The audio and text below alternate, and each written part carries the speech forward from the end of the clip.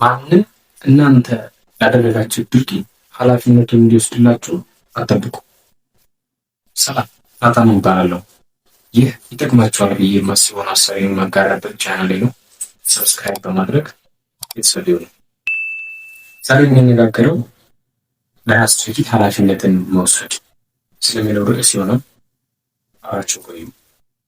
ለድርጊቶች ኃላፊነትን መውሰድ ብለን በምንልበት ጊዜ ምን ማለት ነው?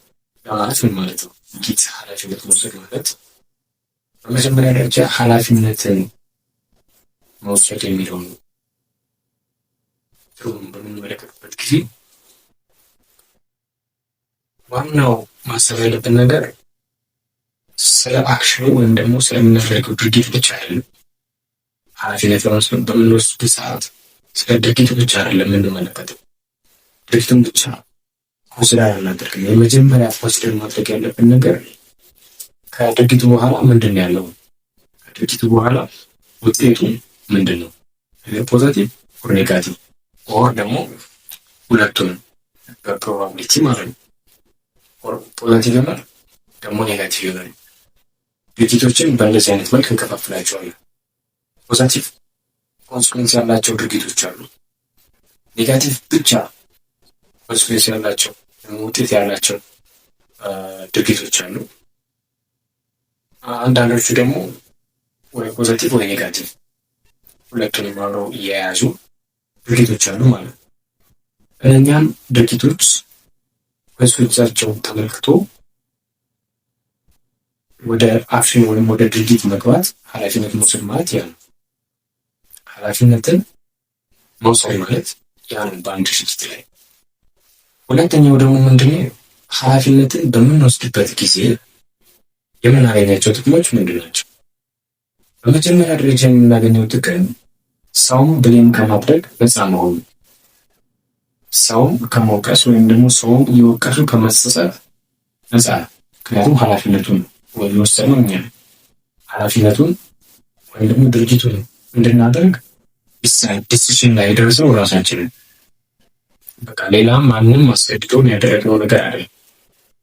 ራሴ መጀመሪያ አክሽኑን ከመውሰዴ በፊት ራሴ ኮንስኩዌንሱን አይቻለሁ። መጀመሪያ አስቤያለሁ፣ አገናዝቤያለሁ። ስለዚህ እንደዛ አድርጌ አክሽኑን ከወሰድኩኝ በኋላ ለሚመጣው ኮንስኩዌንስ ተጠያቂው ራሴ ነኝ።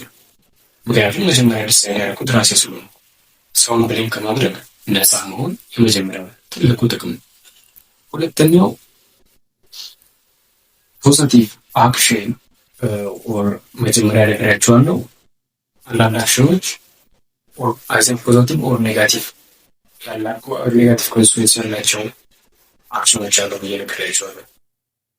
እንደዚህ አይነት አክሽኖች ላይ አክሽኑን ወስደን ፖዘቲቭ ኮንስኩዌንስ በምናገኝበት ጊዜ ሰልፍ ኮንፊደንሳችን ያድጋል። ኮንፊደንሳችን አደገ ማለት ደግሞ ሌላ ጊዜም እንደዚህ አይነት አክሽኖችን በምንወስድ ሰዓት ራሳችን ዲሳይድ አድርገን ራሳችን ኃላፊነቱን ወስደን ወደ ተግባር እንድንገባ ትልቁ ጥቅም ወደ ተግባር እንድንገባ ጥቅም ያስገኛል ማለት ነው። በቃ ሁለተኛው ጥቅም። ከዚህ መቀጠል ደግሞ ምንድን ነው? ኃላፊነትን እንዴት መውሰድ እንችላለን? ኃላፊነት ምን ማለት እንደሆነ ካየን የኃላፊነትን ጥቅም ሁለተኛ ደረጃ ካየን፣ ሶስተኛ ደረጃ ኃላፊነትን እንዴት ልውሰድ ወይም ደግሞ እንዴት አድርጌ ራሴ አንድን ድርጊት ሪኮግናይዝ ላድርገው ወይም ኮንስኩዌንሱ እንዴት ልመልከት በምናይ ሰዓት አንድን አክሽን ፖዘቲቭ ነው ኔጋቲቭ ነው ውጤቱ ብለን ዲሳይድ ለማድረግ የመጀመሪያው ነገር ምንድን ነው? ያንን ድርጊት ከማድረጋችን በፊት ነው ይህን ውሳኔ መወሰን።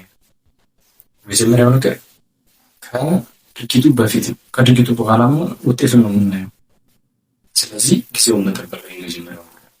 ጊዜውን መጠበቅ ነው። ጊዜውን ጠብቀን ፖዘቲቭ ነው ኔጋቲቭ ነው። ይህንን ድርጊት አደረግኩት፣ ከዛ በኋላ ውጤቱ ምንድን ነው? ተከትሎት የሚመጣው ነገር በእርግጥ እኔ እፈልገዋለሁ በትክክል የምፈልገው ነገር ከሆነ በትክክል አደርገዋለሁ።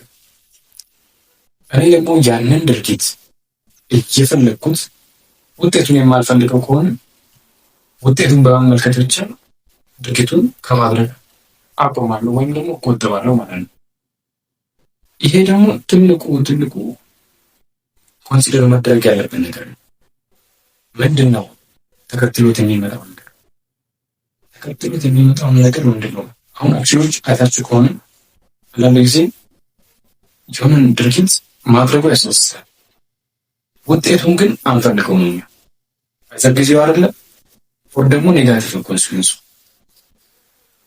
ያ ትልቁ ዋና ኮንሲደር መደረግ ያለበት ነው። አንድን ኃላፊነት በምንወስድ ሰዓት ላይ ለድርጊታችን ኃላፊነት በምንቀበል ሰዓት ያን ነው ኃላፊነት ወሰዳችሁም አልወሰዳችሁም ለራሳችሁ ያንን ድርጊት አድርጋችሁት ተከትሎት ለሚመጣው ውጤት የመጀመሪያው ተጠቃሚ የመጀመሪያው ተጎጂ ራሳችሁ ናችሁ። ይህንን ማወቅ ግዴታ ነው። አለቀ። ምንም የአማራጭ ጉዳይ አይደለም። ኃላፊነት ወሰዳችሁም አልወሰዳችሁም፣ ሰው ገፍቷችሁም ወደ አንድ አክሽን ገባችሁ ኦር ደግሞ ራሳችሁ ዲሳይድ አድርጋችሁ ኮንሲኩዌንሱን ለይታችሁ ወደ አክሽን ብትገቡም ሰው ገፍቷችሁ ብትገቡም የመጀመሪያ ተጠቃሚ ተጎጂ ራሳችሁ ናችሁ። ይህንን ማገናዘብ ግድ ነው። በቃ ሌላ ምንም እንደ ብሌም ሰውን ብሌም ማድረግ ከኮንሲኩዌንሱ ተጽዕኖ እናንተን ነፃ ሊያደርጋችሁ አይችልም። ስለዚህ በመጀመሪያ እነኚህ ሀሳቦችን በመያዝ ወደ ኃላፊነት መውሰድ መግባት ተገቢ ነው። ለዛሬ ይዤላችሁ የቀረብኩት ይህንን ነው። ቪዲዮ ከተመቻችሁ ላይክ ማድረግ እንዳትረሱ፣ ቻናሉን ሰብስክራይብ አድርጉ።